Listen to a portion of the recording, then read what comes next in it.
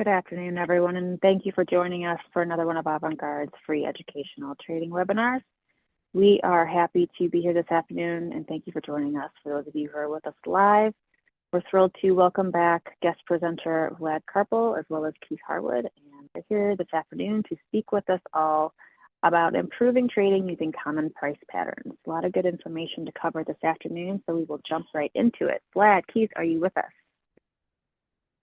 Yes, glad to be here. Thank you Absolutely. for the opportunity. Yeah, thank you again, Natalie, for having us. Oh, my pleasure. Thanks for doing this. We do appreciate these lunchtime option trading sessions. So we'll dive right in. Vlad, when you're ready, you can go ahead and share your screen and we'll get going. As a reminder to everyone with us live in the Zoom room, if you have questions about the presentation, please go ahead and type those questions into the chat box or the Q&A box. And I'll be happy to get those to Vlad and or Keith to address at the end of the presentation. Vlad, I can see your presentation main screen, so feel free to take it away. Sounds good. Again, thank you, Natalie. Thank you, AGT, for opportunity to present. Today, Keith and I will talk about improving your trading results using common price patterns, right? Technical analysis is important. There's different philosophies about fundamental analysis, technical analysis, what's more important, what's less important. You have people, value investors that look more on fundamental level, cash flow, balance sheet analysis. So today, we're going to concentrate on technical analysis and common price patterns. For those of you who are new, welcome. I see a lot of familiar names, so thank you. I really appreciate those of you who come back consistently. That means a lot to me. We have a lot of people today, so I appreciate that. My background, and welcome to the new names. Thank you very much for joining us. My background, for those of you who are new, is always been in technology. I have a master's degree in computer science, concentrating. I had wrote my thesis on AI and using an AI analysis 25 years ago. So AI has been around for quite some time and always been fascinated by this topic, and worked for several hedge funds, several broker dealers here in Chicago, always been in startups, fintech space.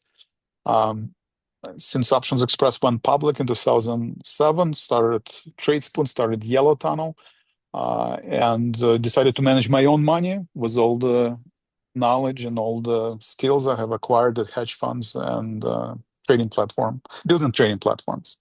And about 2 years ago, Keith Harwood joined from Option Hotline. We're doing live trading room every day together. We're analyzing, writing models to make sure that the models provide valid signals and give you an opportunity in the market.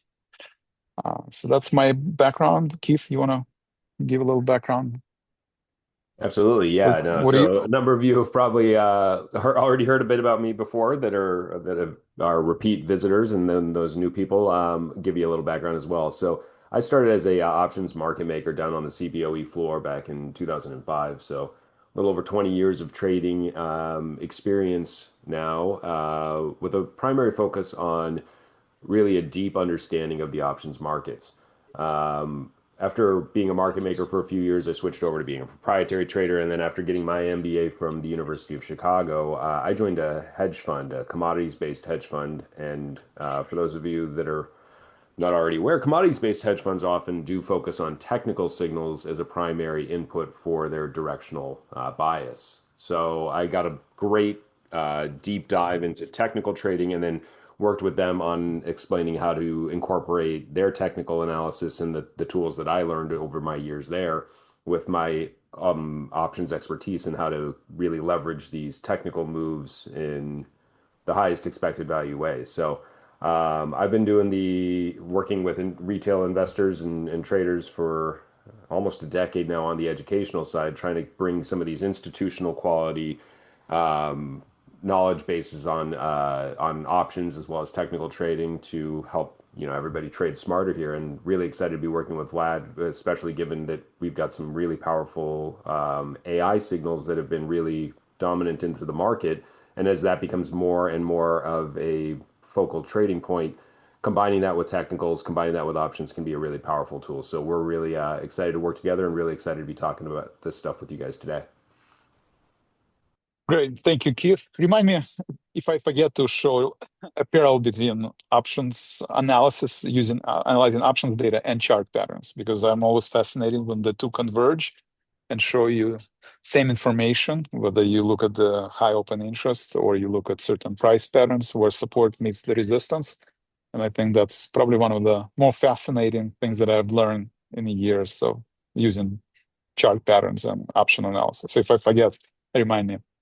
Absolutely. Perfect. Thank you.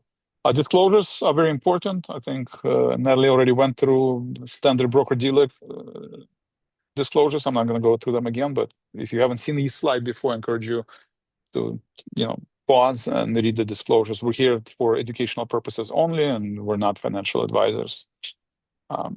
So definition, right? Let's get into definition. What is a technical price analysis?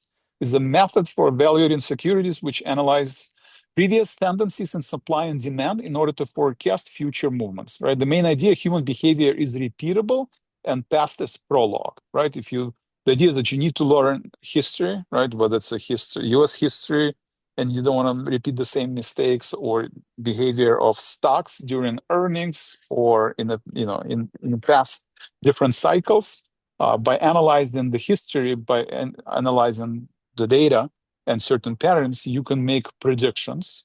They're never 100% accurate, but certain price patterns that we'll cover today hold true 70% of the time, 80% of the time, and that's the idea, right? To kind of stack the odds in your favor when you're making prediction about stock market and you're investing. Technical analysis do not intend to measure security intrinsic value, right? It doesn't really matter that Microsoft is down 30% from its stock, right?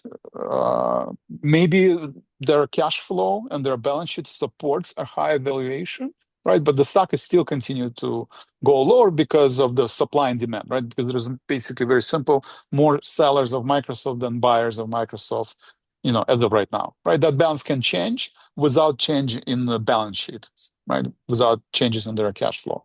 So that's a very important point to understand. That's why in ideal world, you want to do both, right? You emphasize technical analysis, but you still need to understand basic concepts of balance sheet, cash flow, earnings consistency, etc. So core elements, price patterns are tools for displaying data that reflect investor psychology and sentiment, right? Basically, very important to understand game theory. We talked about in live trading room game theory, right? It's not important to understand what Keith thinks about where Microsoft or how NVIDIA will react to the earnings. The idea is collectively among all the people who are participating in investing in equity markets, are there more bulls or are there more bears, right? Or is there equilibrium? And at what point does this equilibrium shifts? Price patterns can be used to project future price predictions, right? Here we will look at terms like trend, support, better sense of charting patterns, and we'll cover at least my favorite patterns: flags, triangles, and rectangles, right? There's derivatives of, rectangles could be head and shoulders, or triangles could be symmetrical, ascending, descending. There's different variations, but these are the 3-4 patterns that I've been using in my analysis. So how many of you are using chart patterns and understand what support and resistance levels, and how many of you do not? You can just put that in the questions. That will help me to kind of figure out how deep we want to go into analysis. Like, do you understand what a candlestick is? So type that. Dr. Simon, welcome. But that would help me to determine how much time to spend, because some of the foundations, like candlestick analysis. On your chart, you can see this big blue bar, maybe after the earnings. I don't know. I'm looking at Pelletier today, or Palo Alto, right? Or Carvana. So you have earnings, you have above average volume, and then you have these large candlesticks. And there's 4 data points, right? It's the open, if it's a blue candlestick, or if it's black candlestick, depending on chart that you use, and then that means that the high is greater than the open, the close is greater than the open, right? And these tails on each side, this is the maximum, right? The day high and day low, right? So chart patterns starts with the candlestick, and here each of the candlestick is 1 day. Time frame is 1 day. If you're a day trader, You might not care about daily chart, right? You might only care about where each candlestick is 5 minutes, 15 minutes. So that's the first step, to decide what type of investor you are, what type of trader you are. Do you like short-term day trading where you're in and out the trade in the next 30 minutes or next 5 minutes? Or are you more of a longer-term investor where you're holding position overnight? And if you're holding position overnight, you probably do care about daily chart analysis where each candlestick is 1 day. Support, however, can be found in many forms and can be seen in sloping or trending conditions.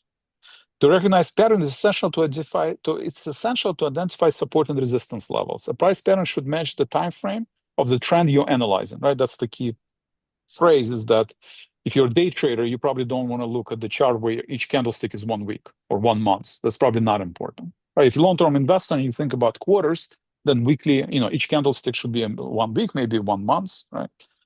So usually the way I do, my eyes gravitated toward the highs, right? The maximum points, the peaks and troughs, right? So you have a peak here where it says where my cursor is. Let me see, can I draw this? Nobody's saying if you guys using stock chart patterns, but so I'll try to do some basic. If you think this is boring, just tell me. Glad we did get a few responses indicating yes, that people understand, at least a basic understanding. So got it. Perfect. So I'll try to move along maybe a little bit faster. So here my eyes gravitated toward peak, right? If you go back to your geometry or trigonometry class, right? Trigonometry probably where you sine, cosine, or a wave, right? You can see these are the waves. And waves are peaks and troughs, right? If you remember, relationship between sine and cosine, then you'll quickly be able to identify these patterns. So the idea is this, to collect peaks and troughs, right? And then it could be a channel, right? It could be a channel that's sloping upward. It could be, that means bulls are in control, right? We're making higher highs and higher lows. In this example, bulls are in control. If it's sloping down, if it's a negative slope, going back to the algebra class, this is a positive slope, right? If it's a negative slope, right, it's going this way, then, bears are in control, right? Because we're making lower highs and lower lows. And if it's horizontal, then, it's an equilibrium, right? Where you're waiting for the next catalyst in the market. And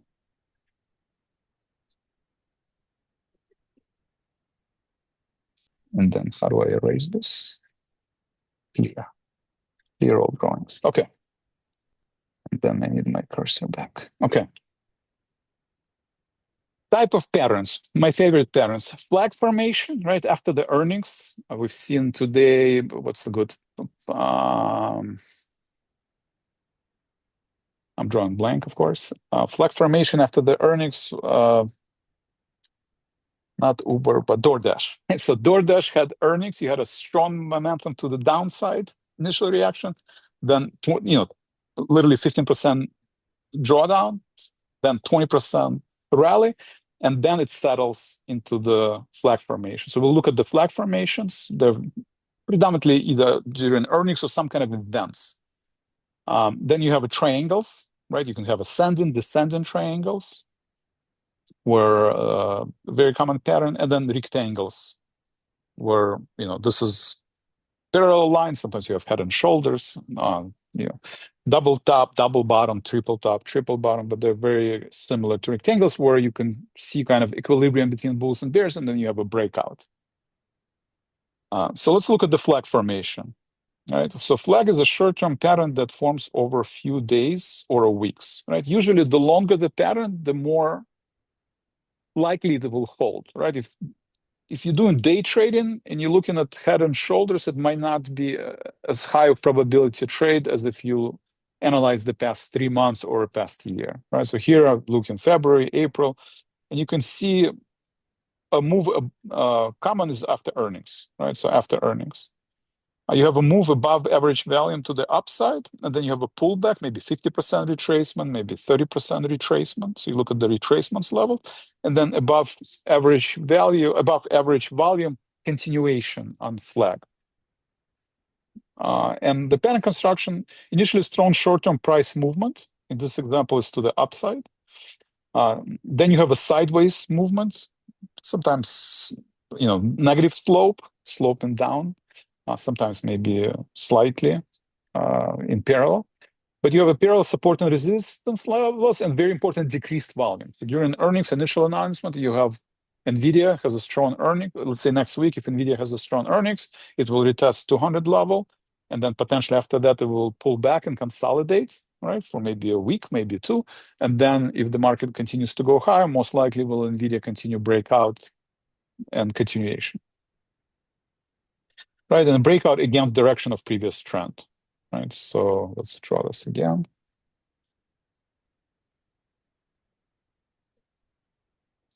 Right, so you have initial move to the upside, better than expected earnings, like DoorDash today. Then after hours and pre-market is pulled back, or Occidental Petroleum, same thing. Occidental Petroleum had a strong earnings today, was up 8-9%. Then it pulled back 3%, right? Consolidated, and then you potentially have a continuation in the opposite direction from previous. But here you want the volume to be low, right? When it's consolidating, and then when it breaks out, you want the volume to be high, right? Above average volume.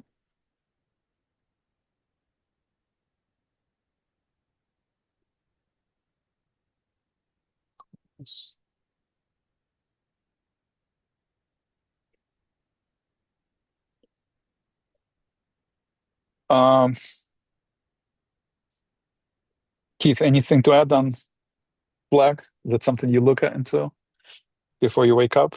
Yeah, no, I mean, I certainly look at flags all the time, particularly in those uptrending markets. So a lot of times it's hard to get into an upward trend when you're still seeing it go straight up, like in that initial phase. But once you see some consolidation, it does help give a lot of confidence in those support levels, as we now see where the buyers really re-engage and start pushing higher instead of just maybe some profit taking, and maybe the market went a little not too far, but a little too fast. So now some profit taking comes in, and now the uptrend can continue because, if you get a 20% rally in a matter of days, sometimes people get scared about that. But if you start looking at it in a week later and you start to resume the uptrend, it tells you that there's a lot more buying still to come. Thank you. Okay, now comes triangle. Probably, at least my most favorite pattern. You can see it in NVIDIA. If you look at the NVIDIA chart pattern, you can see right now kind of also, it could be ascending, could be descending, could be symmetrical. I ran, ask my friend Winston, right, on Avant-Garde platform, basically show what is the current pattern. You can, AI is actually can help you identify. You can ask what is the triangle pattern for NVIDIA, or show, triangle, which stocks satisfy triangle pattern, or you can say, does NVIDIA have a triangle pattern? And the same thing. My eyes always gravitate toward, and we have earnings next week in NVIDIA, right? And we have previous all-time high, right? And we have multi-months since July, right? So this is consolidation from July up until now. So it takes place for 5 to 6 months. I don't know if it's probably a symmetrical triangle, right? It's kind of a classical symmetrical triangle. We're going into the earnings next week. If NVIDIA hits a home run, right, and they're just cannot generate enough cash and beat the analyst estimates on top line and bottom line, and give very strong projections, basically saying that AI is here to stay. This is not just a short-term phenomenon, and there's a huge demand for the data centers and for the chips that they're building, and they have a good relationship with China, and they don't say anything negative, then most likely you will have a breakout to the upside, right? And next overhead resistance is 200 level. And if it's the opposite, right? If it's the opposite, where they maybe meet the analyst estimates, but the projections are not as strong, right? We've seen this price action in several semiconductor stocks. Then there will be a breakdown to the downside, right? And that's kind of what you're looking for and you're anticipating as you approach an NVIDIA earnings, right? So ascending triangle is a pattern that appears during an uptrend when a stock begins to consolidate between a flat resistance level. So in this line, NVIDIA was not a parallel, but this is a parallel line, right? So the top overhead resistance at 72 level here, this is overhead resistance, the parallel line, where you're not making new highs, but you have the same highs. But notice the second line, right, where these are the where I'm connecting peaks. Here I'm connecting the troughs. It is ascending triangle, right? You're making higher lows, going usually into some kind of an event, right? And consolidation is on below average volume, and then above average volume, you have a breakout. To be a valid ascending triangle, the price must bounce twice off both the support and resistance levels, right? So at least twice, could be more, right? But you want it to be at least twice where it touches. And if we go back to Winston, you can see the bottom line. You have 1, 2, 3, 4. The top line 1, 2, 3. So multiple touches, right? If you look at the SPY chart pattern, right? If I go into SPY chart pattern, show SPY daily chart.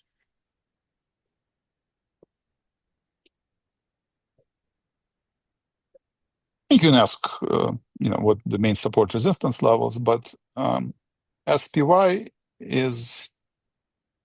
would be a classical, probably ascending triangle, right? Where you have 7,000, right, on SPX or 700 on SPY, where we touched it multiple times in the past few months. So 1 hour, it doesn't look like daily 1 day, right? So 1 day chart. See if I can zoom in. Yeah. All right, so we've touched this level. 6,900, we broke through it a few times, but 695, 7,000, we touched it back in November, October, got close to it, touched again. And now we do have a pattern of higher highs and higher lows, right? Or you can draw it from here. You want to analyze.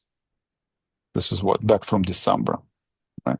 But the idea is that you're making higher highs, higher lows, right? And then you have a parallel line. And then everybody's talking about, will there be enough positive catalyst to break through the 7,000 level?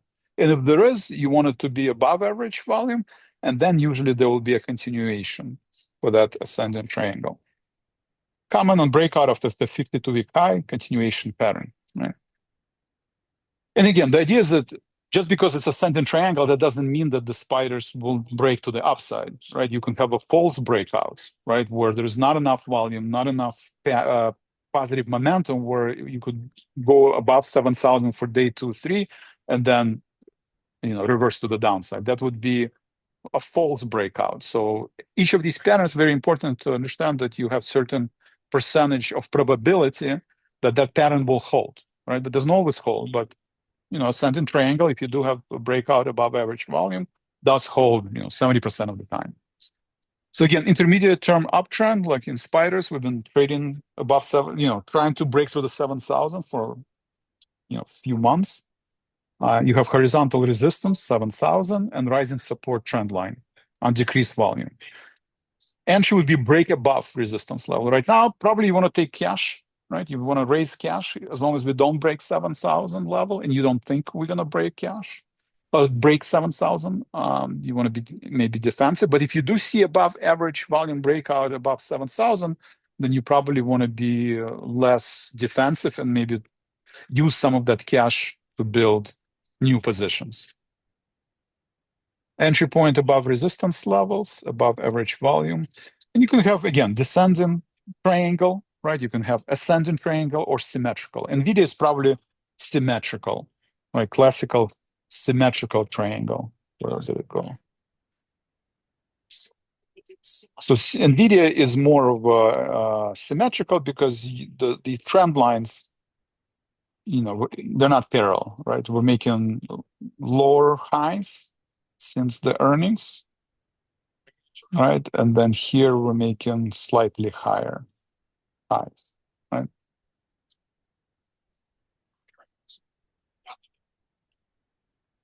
Keith, any words of wisdom when it comes to triangles? Yeah, so I mean, my favorites are definitely the ascending triangles or the descending triangles because you have a firm price point on one side and a more aggressive behavior from the other. So, for the example of an ascending triangle in that upper drawing you've got there, there's effectively a set price where right now we know that there is an excess of sellers at $72 a share. That seller's not getting more aggressive; he's just there. The buyer is getting more aggressive because he's continually raising the price where we run out of sellers or we are increasing that aggression from the buyers. And then eventually those buyers get so aggressive that they buy that however much inventory is at 72 and buy more. But when you've got that ascending triangle, it can be that much more powerful because you don't have another secondary resistance point at the previous high, for example. So I like those a lot. Perfect. Thank you.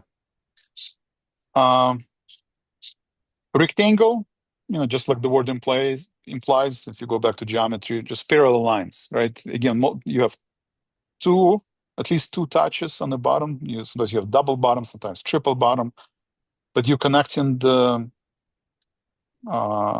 peak values and trough, right? So here, so you have a parallel lines, and again, you want below average volume, the consolidation, and then breakout above average volume, right? So again, very important to kind of capture above average volume and then the breakout. And if the pattern has been consolidating for months and you have this breakout usually continues for extended period of time. Uh,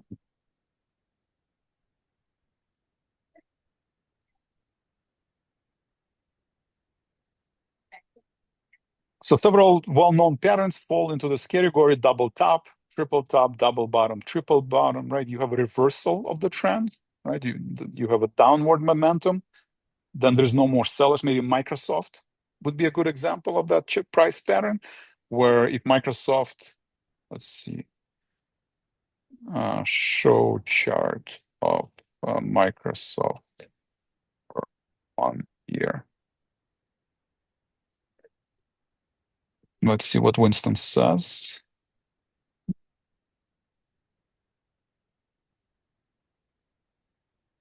So the idea is that people are concerned about AI and evaluations, and Microsoft is investing billions of dollars every year into infrastructure, but getting the revenue that would justify that investment or valuation that will justify that investment, people are not sure, right? So you have a kind of a multi-month drawdown, right?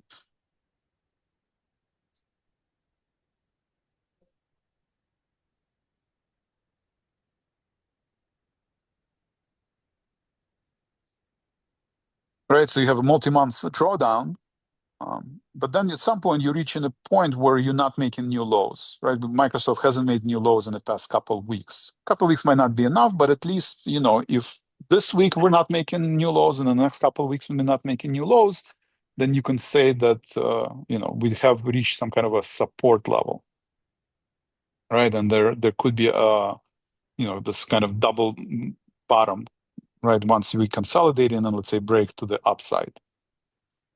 So that would be an example where you are reaching some kind of a support and there's no more sellers of Microsoft, right? And it's similar chart in Pelletier, right? If you do Pelletier, right? We haven't formed that yet. It hasn't been months of not making new lows. Maybe one would be consumer staples, right? If you look at the consumer staples, this is a good chart, right? An example of a breakout where for 2025, nobody wanted to invest in consumer staples. Everybody wanted to invest in AI stocks. But 26 is different, right? People are concerned about US policies. They are concerned about employment market, there are geopolitical risks. So now consumer staples in the beginning of this year, you have above average volume breakout and you see strong continuation. So multi-month pattern, that would be probably a classical rectangle pattern, and now consumer staples. You can look at oil charts, you can look at utility charts, very similar chart patterns in the beginning of this year.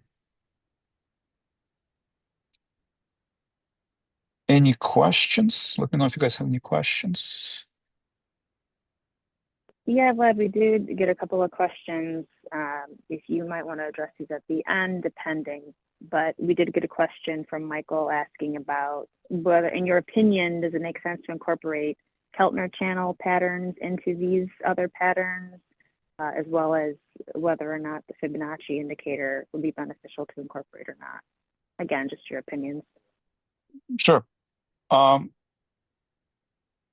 So I'm going to defer to Keith on Keltner channel. Personally, I don't use Keltner channel. There's a lot of technical indicators. There's a lot of chart patterns. You probably don't want to know all of them or learn all of them, but you want to find probably the most common and the one that you like, right? Because some of these chart patterns could contradict each other. That also can happen. So the idea is to learn, certain couple technical indicators, couple chart patterns, and use them. I personally don't use Keltner channel, so I cannot comment on that. But Fibonacci indicators, Fibonacci retracements, I do, right? So Fibonacci retracements can help you determine how far these extensions will go, right? In spiders or in consumer staples. Once you have a breakout from that rectangle, you can use the Fibonacci retracements to determine how far the continuation can go. Or if you have a pullback, we've seen spiders, right? Kind of a classical pullback in spiders. Where's the spiders chart? Spiders, right? So if I look at the spiders,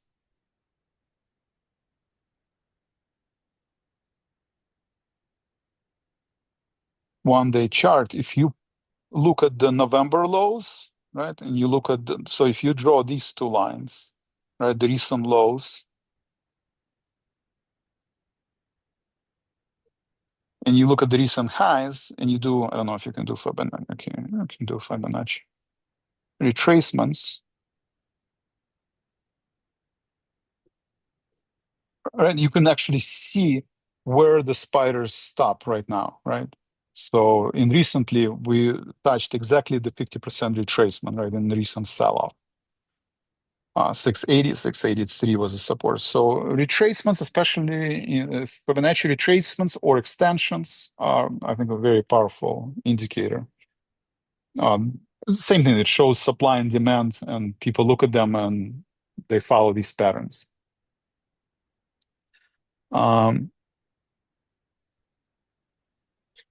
And again, patterns for rectangle, intermediate term trend, short term, creating similar highs and lows, two or more touches on both support and resistance, decreased volume here.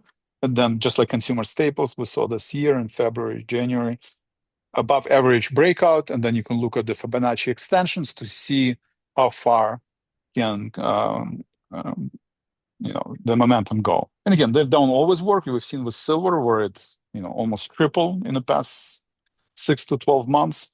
But you can use that analysis to determine what are the possibility of the extensions. Keith, anything on rectangles? Is that something you used?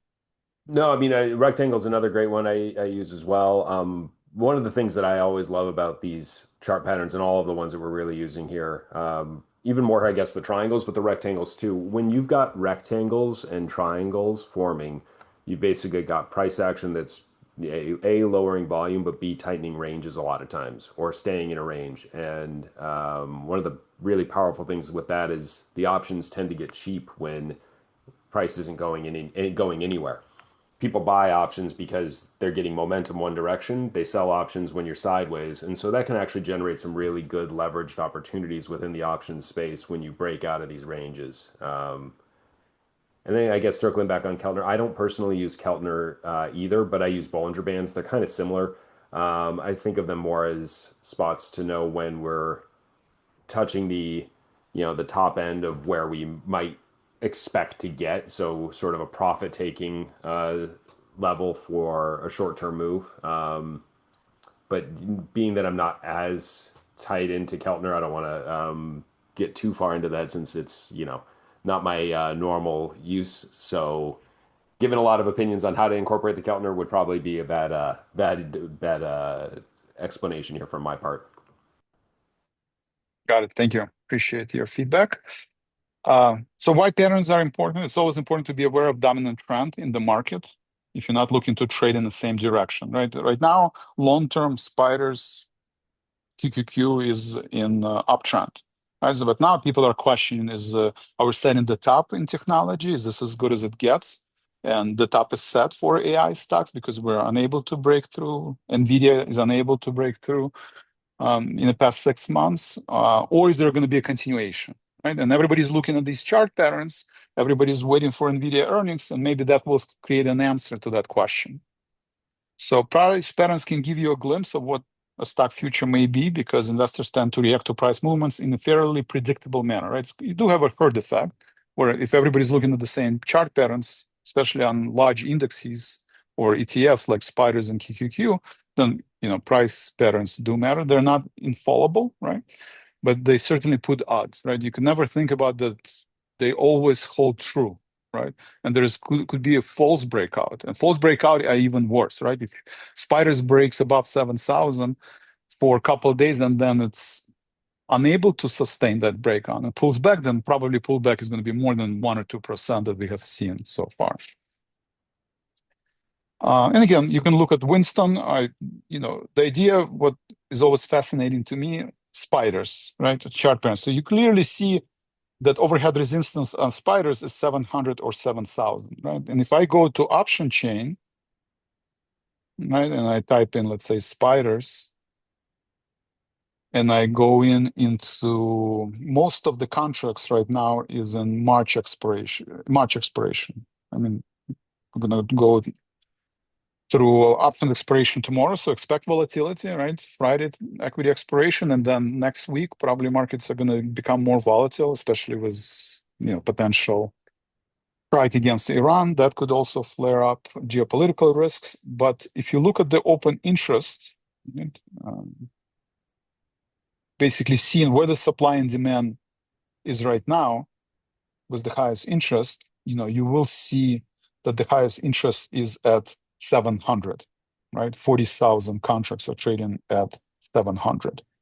So that if you superimpose the option analysis where the supply, we've talked about gamma exposure, we talked about gamma flip point, there's different ways to analyze some supply and demand, right? In options world is dealers versus everybody else in terms of who's buying and selling the option contracts. Chart patterns is buyers and sellers.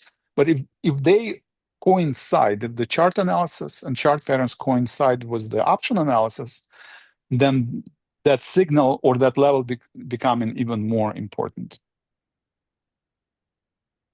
So that's the Winston. Again, thank you for your time. I really appreciate all the questions. If you want to give us a call and talk to Keith, you can see the phone number on the bottom of the screenshot. Send me an email, Vlad or Keith@yellowtunnel.com. If you want to talk to Keith, that's the phone on the bottom. And any questions before we... Yeah, thanks so much, Vlad, and thank you, Keith. I'm going to have you leave that screen up just for a moment so everyone can write down your information in case they want to reach out directly. You already answered Michael's questions. We did get a question from Rob just asking about what, in your opinion, is the importance level of gaps that you might see within these different chart patterns. Can you discuss that? Gaps? Sorry. Yes. I mean, gaps are important in terms of, it's the volume that's important, right? Usually after earnings, if you look at let's see, I'm not sure if we can, but let's look at DoorDash, right? Straight in DoorDash. Let's see if it shows you after hours session. It does, right? So February 19.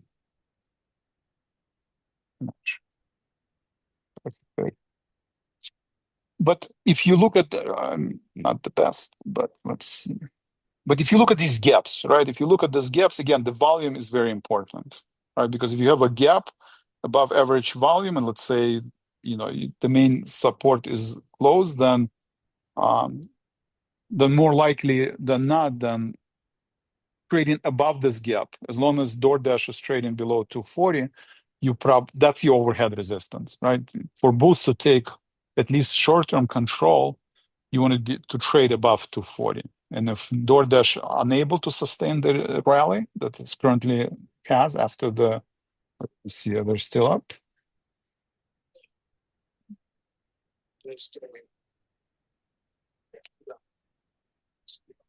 No, DoorDash 79. So they're still up, right? But they were as high as 197, right? They were higher, another 10% in aftermarket hours, right? So if you see a rollover, we've seen this with Pelletier, right? Pelletier also gapped, higher after the earnings, right? But it's unable to sustain the momentum, and then you have a sell-off. Let me know if I answered that question. Yeah, great. Thank you. Thanks for clarifying that. And thanks for the question, Rob. We are pushing up right against our time frame, so I just want to remind everyone to reach out directly to Vlad or Keith at that email address and phone if you have specific follow-up questions. And I'm going to take screen control back just as we wrap up here and remind everyone to please come see us again for our next free educational webinars. We have them all posted on our website, avantgardetrading.com. Vlad, Keith, thanks so much for taking the time today to put together the presentation and to speak with our audience. And thank you to everyone who showed up live and who engaged and asked questions. We really do appreciate it. And we will keep everyone posted on our next upcoming webinars. Don't forget to sign up. We will definitely have Vlad and Keith back. So thank you again, and good trading to all. We'll see you at the next one. Thanks, everyone. Appreciate it. Thanks, Nyla.